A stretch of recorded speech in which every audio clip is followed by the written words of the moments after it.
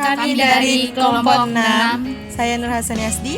Saya Helmina Lumbantoruan. Dan saya Ayu Andira. Ini kami akan membahas prosedur penjualan kredit di PT UY Makmur. Sejarah perusahaan.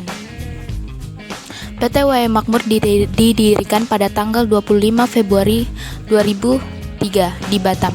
Perusahaan ini beralamat di Nagoya Gateway, Blok V, nomor 1 RT 2 KP Pelita, Kecamatan Lubuk Baja, Kota Batam, Indonesia.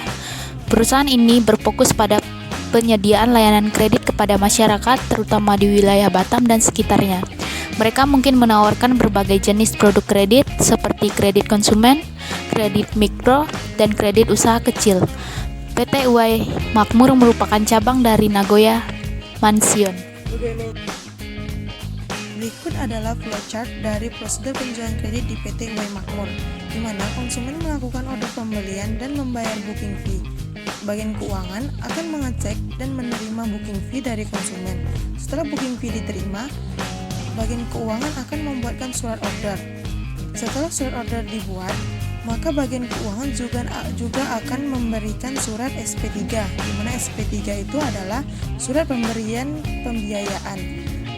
Setelah SP3 jadi, maka bagian keuangan akan menyerahkan SP3 ini berupa surat permohonan pembiayaan ke bagian bank yang akan di-ACC oleh bank selama 2 bulan. Jika bank meng-ACC, maka bank akan mengirimkan nota tanda jadi ke bagian keuangan. Jika bank tidak meng-ACC, maka bagian keuangan akan menerima surat tanda tidak ACC dari bank. Jika bank meng-ACC, maka bank akan mengirimkan nota ke bagian keuangan. Jika bagian keuangan telah menerima nota yang dikirimkan dari bank, maka bagian keuangan akan mengirimkannya lagi ke konsumen. Setelah konsumen menerima nota tersebut, maka konsumen akan melakukan pembayaran uang muka. Setelah pembayaran uang muka dilakukan, maka bagian konsumen akan mengirimkan tanda jadi ke bagian keuangan, di mana tanda tersebut berupa bukti kalau konsumen telah melakukan pembayaran uang muka. Setelah konsumen melakukan pembayaran uang muka, maka bank juga akan memverifikasi jika konsumen sudah membayarkan uang muka. Setelah konsumen membayarkan uang muka, maka bank akan mengirimkan dokumen berupa dokumen AJB dan BBN, di mana AJB tersebut adalah ayat jual beli dan biaya balik nama. Setelah bank akan mengirimkan dokumen tersebut ke konsumen langsung. Setelah konsumen menerima barang tersebut, maka konsumen akan diberi juga berupa kwitansi, di mana kwitansi tersebut adalah kwitansi untuk melunaskan pembayaran dari uang muka tersebut, di mana kwitansi yang sudah dibayar itu akan diserahkan ke bagian keuangan, lalu bagian keuangan akan menyerahkan lagi ke bagian akuntansi. Di sini bagian akuntansi akan melakukan pencatatan dari transaksi tersebut ke dalam jurnal dan buku besar. Sistem pengendalian internal. Yang pertama, aspek pemisah fungsi.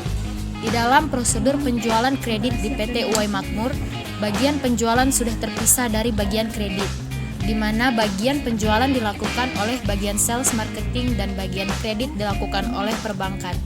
Bagian akuntansi juga sudah terpisah dari penjualan dan bagian kredit, di mana bagian akuntansi dilakukan oleh bagian akuntan perusahaan. Bagian akuntansi juga sudah terpisah dari bagian kas, di mana bagian kas dijalankan oleh bagian keuangan perusahaan. Tidak ada transaksi penjualan kredit di PT UY Makmur yang dilaksanakan hanya oleh satu bagian saja. Yang kedua, sistem otorisasi. Di dalam prosedur penjualan kredit di PT UY Makmur, penerimaan order diotorisasi oleh bagian penjualan yang dilaksanakan oleh bagian marketing perusahaan dengan menggunakan formulir surat order pembelian. Persetujuan dari pemberian kredit diberikan atau diputuskan oleh bagian perbankan. Pencatatan setiap transaksi dilakukan oleh bagian akuntan perusahaan. Dan yang ketiga yaitu praktik yang sehat.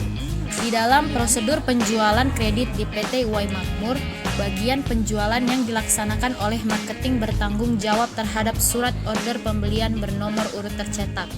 Bagian penagihan bertanggung jawab atas faktur penjualan bernomor urut tercetak.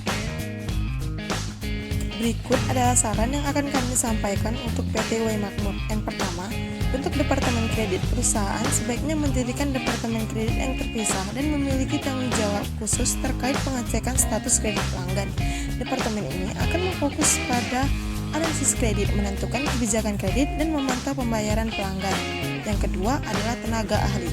Rekrut staf yang memiliki pengetahuan dan keahlian dalam bidang kredit. Mereka harus mampu menganalisis laporan keuangan pelanggan, memahami risiko kredit, dan memiliki pemahaman yang baik tentang industri tempat perusahaan beroperasi.